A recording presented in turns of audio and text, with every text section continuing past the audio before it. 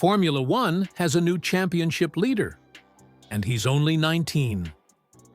At Suzuka, in one of the most dramatic and politically charged races of the season, Kimi Antonelli didn't just win the Japanese Grand Prix, he took control of the title fight, made history as the youngest ever championship leader, and exposed a growing storm inside Formula One that could change the sport before the next race even begins.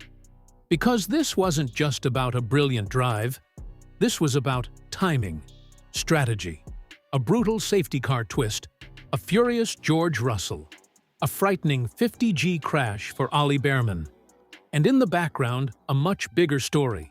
Drivers warning the FIA that these new regulations are creating dangerous speed differences.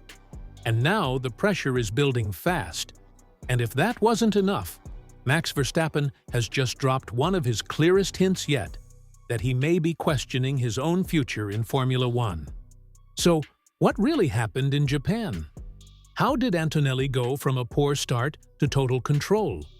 Who were the real winners and losers? And why does this result feel like a turning point for the entire season? When the lights went out at Suzuka, it looked like this race was heading in a completely different direction. Oscar Piastri launched brilliantly and swept into the lead at Turn 1, making the most of a sluggish getaway from the Mercedes cars.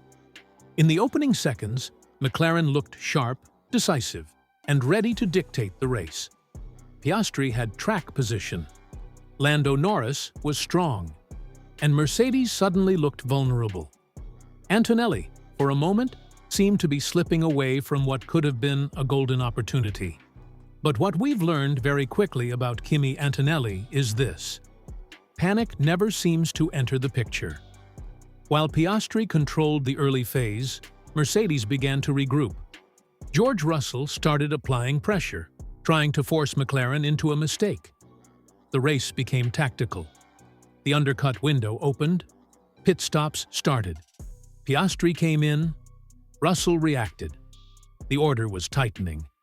And then everything changed in an instant. On lap 22, Ollie Bearman crashed heavily in a terrifying accident after being caught out by a much slower car ahead. Bearman was forced into evasive action, lost control on the grass, and slammed into the barriers with a 50G impact. Thankfully, Haas later confirmed he escaped with a right knee contusion and no more serious injuries. But the consequences of that crash went far beyond Bearman's race ending in the wall. The safety car came out at the exact moment Antonelli needed it most. He had stayed out longer. He had inherited the provisional lead. And with the field neutralized, Mercedes was handed the perfect opening to pit him and bring him back out still in front. Just like that, the race had flipped. And from there, Antonelli did the rest. No panic, no drama, no sign of a 19-year-old carrying the weight of a race win and a championship lead. He controlled the restart, managed the pressure, and drove like someone twice his age.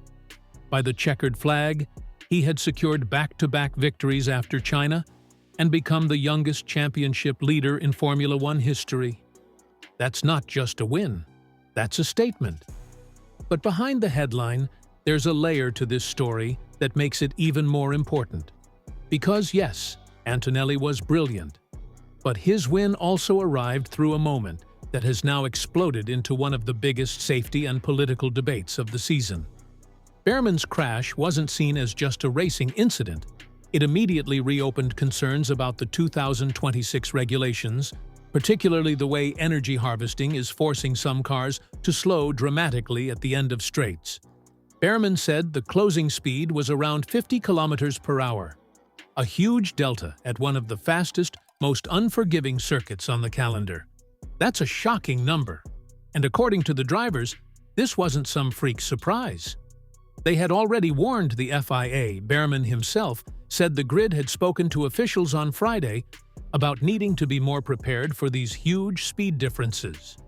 Carlos Sainz, speaking as a GPDA director, made it clear the drivers believe a safer solution is needed, especially with street circuits still to come. That's where this story gets bigger than Suzuka. Because if the drivers had already raised concerns and a major crash still happened, then the pressure now shifts directly onto the FIA. Meetings are already scheduled for April to discuss possible refinements to the regulations. The FIA says speculation is premature. But inside the paddock, the message is obvious.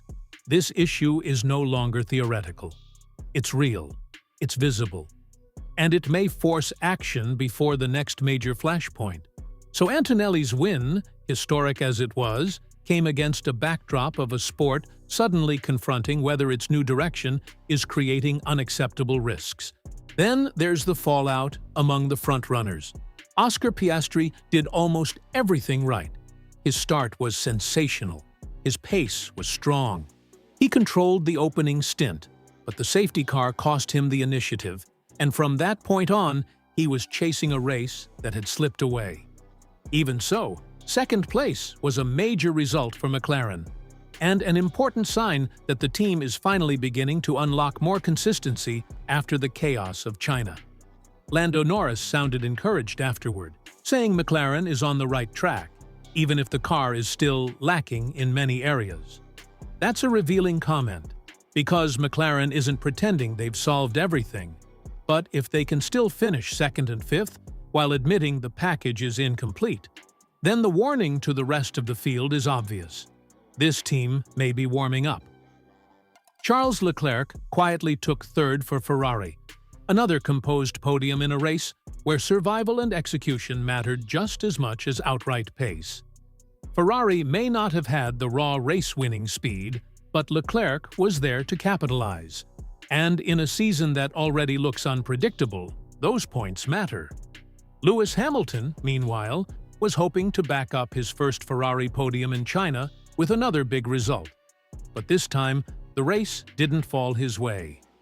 Ferrari showed enough to stay in the conversation, but not enough to control it. And then there was George Russell. Before the safety car, he looked like a genuine threat. He had pitted earlier, was in the strategic fight, and was pushing hard to undercut and challenge for the win. But Bearman's crash destroyed that plan. Instead of gaining, Russell lost out massively, dropped behind, and his radio frustration said everything. He knew this one had got away. That's the brutal side of Formula One. Sometimes strategy wins races, sometimes timing steals them. And in Japan, Antonelli got the break, but only because Mercedes gave themselves the chance to take it. And while Antonelli leaves Suzuka leading the championship, another giant story is quietly building in the shadows. Max Verstappen finished only 8th after starting 11th, and perhaps more telling than the result was his mood. During the race, there was even that almost surreal moment where he waved at Pierre Gasly as the Alpine went past on the straight, with Verstappen apparently powerless due to depleted battery energy. It was funny on the surface, but underneath, it said something much darker about the current state of Red Bull and Verstappen's patience. After qualifying, Verstappen admitted he has many things to figure out about his future, and when asked directly whether he meant Formula One, he said yes, not private life. F1. Asked if he'd use the upcoming break to think, he answered, the coming weeks, months. That is not normal paddock frustration. That is a four-time world champion openly questioning whether the sport, as it is currently built, still feels worth it. And his final line may be the most revealing of all. If Formula One wants me to stay, then it has to remain fun. Think about that. At the exact moment Antonelli rises, Verstappen sounds uncertain. At the exact moment Mercedes finds a new superstar, Red Bull's biggest star is hinting that his long-term commitment cannot be taken for granted. That doesn't just affect one race. That affects the balance of power in Formula One. So Suzuka gave us more than a winner. It gave us a shift. Kimi Antonelli is no longer the exciting rookie. He is no longer the future. He is the present. 2 wins in a row. Championship leader. History made. But around that breakthrough, The pressure is rising everywhere. McLaren believes it's coming. Ferrari is hanging close.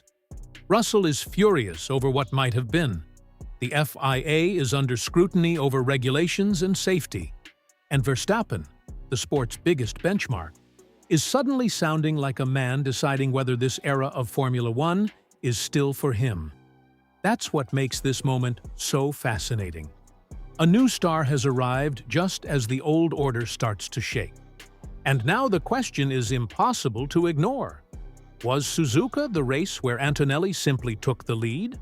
Or the race where Formula One itself started to change? If you enjoyed this breakdown, subscribe now, because this championship fight just got very real.